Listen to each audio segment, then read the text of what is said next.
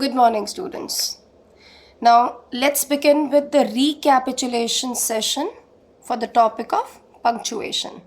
You've already watched the video, did few exercises and worksheets, and you now know what you mean by punctuation.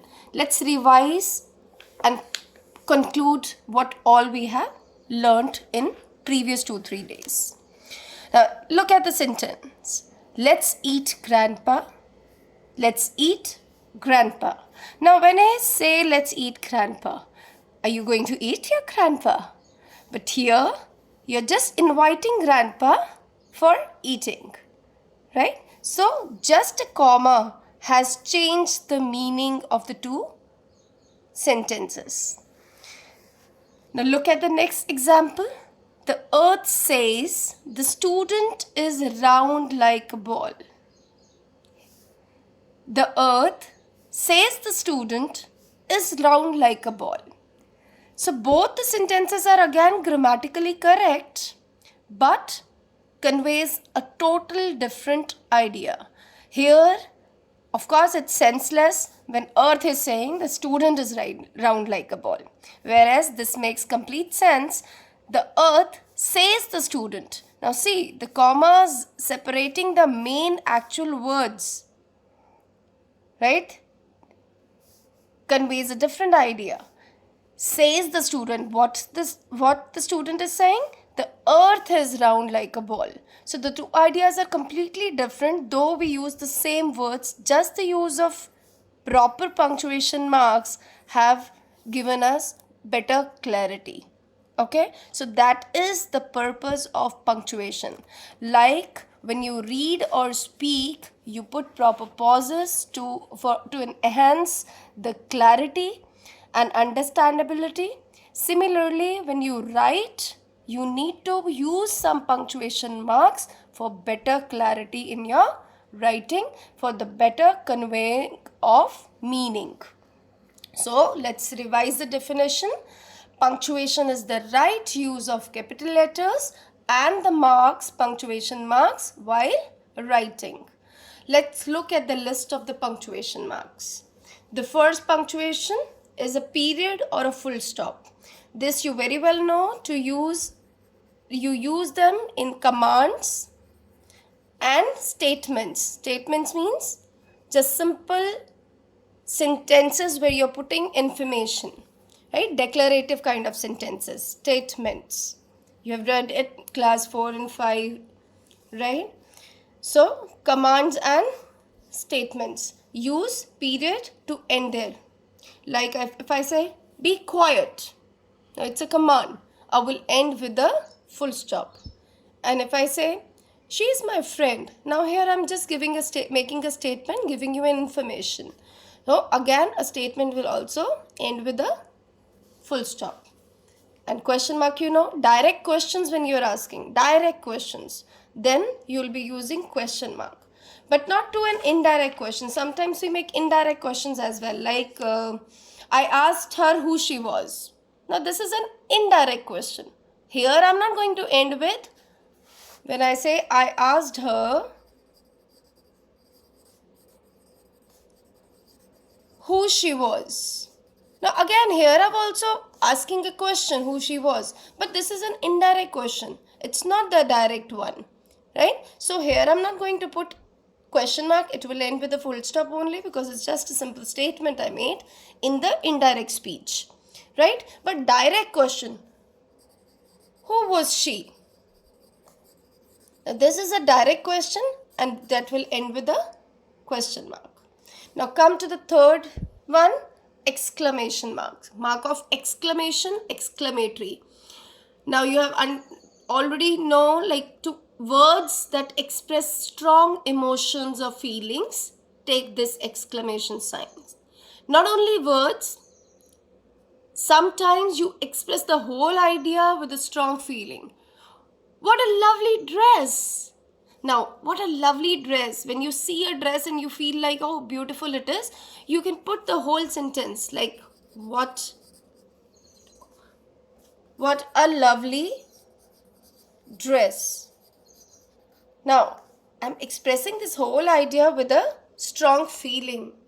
Though it is starting with a question word, but here I'm not asking a question, right? How beautiful this rose is. What a lovely dress.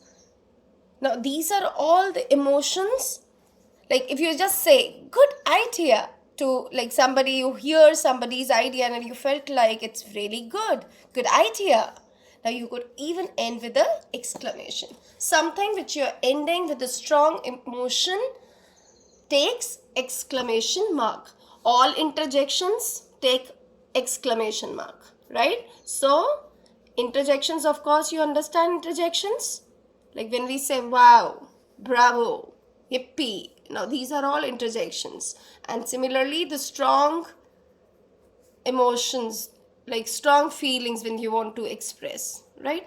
Come to comma. Comma is short pause. Short pause where you're not actually ending the whole sentence like a period, a smallest one. Where is comma used? To separate the list of things, right? To separate yes or no, to separate the name with a sentence. For example, look at the first example. Let's eat grandpa. Grandpa is person, I'm going to calling you, I'm separating. Come here, Vikram. So when I say come here, it's a statement. Vikram is a separate part of the sentence. With a comma, I'm going to separate. So, and of course, a long list of, suppose your mom has got lots of grocery, so long list of items. She bought oranges, grapes, bananas and something. So these oranges, grapes, banana will be separated with comma. So list separation through comma. The name, the other part of sentence here, comma. Even yes and no, when you say however, yes, no, such words also take a comma. Okay? Now come to apostrophe. Apostrophe is again used at two places. For the contractions. You understand contractions? The short forms. And the possessive nouns. Contractions are the short forms. Like here I have used I'll. I'll means I will. That is contraction. I have missed the letter I here. So this is contraction. You use apostrophe to denote contractions. Beside contraction, it also is used with possessive nouns. For example, I want to say Riya's pen. Riya ka pen. Riya's pen.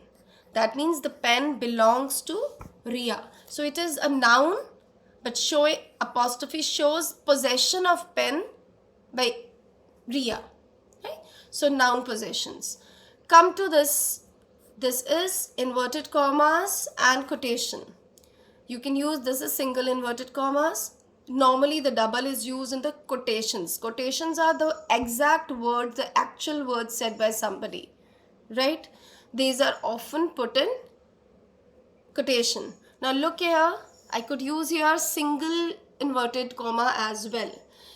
Now this is the actual word of the speaker. Here the speaker is earth. That is what I said. That is why I said earth is not a speaker. So this is a little senseless sentence. Whereas in this, says the student. Now speaker is the student. I am separating the main clause, the main actual words with the reporting verb. Who is reporting? Who is saying? With the comma, and the actual words are kept in quotation marks. Right? So we need to keep the actual words in quotation, and remember, we always separate the actual and the reporting phrase with a comma wherever it is. If this reporting verb comes in between, we put both the sides. If it is come like he said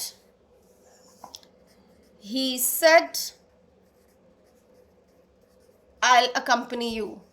So this I'll accompany you will come in, and you'll separate this reporting part with a comma.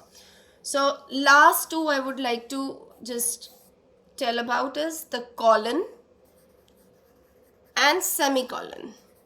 Right? Now colon and semicolon, again the short pauses, they are used for pauses and all. Now see, look, when I used this here, colon, punctuation marks, and then I made a list. So colon is used for, like, that shows the beginning of something. It could be a list, it could be any quotation or an example, right? You say for example and then you put this, right?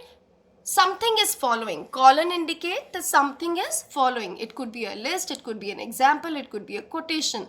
And in mathematics, you use colon to denote hours and time, like 1 hour 20 minutes. So even there the colon is used, separating the two different parts, the hour and minutes, right? Similarly, now the semicolon is again a kind of a pause, but it is used as a connector kind, like it joins the two independent thoughts or independent clauses. Now look here, I have taken an example for you here to understand it better. When I'll finish this work, comma, I'll be glad to help you. Now I've not finished with my idea, and that's the promise I'll keep. Now this idea is connecting to this idea only. I just followed, right? So here the two, even this full line is sufficient in this, like in to convey the idea. When I'll finish this work, I'll be glad to help you. Sentence is almost complete here. But in addition to this, I want to say convey the idea. So this, and that's the promise I'll keep. This sentence is in addition to this sentence, whereas both are independent. So to connect, to join two independent thoughts, we use semicolon. So that's all. I believe you have understood. Again, today I'll be sending the last and the final exercise on punctuation. Practice it, revise all punctuation marks, and you can off and on daily you can practice a little from any grammar book you have. Thank you. Have a nice day.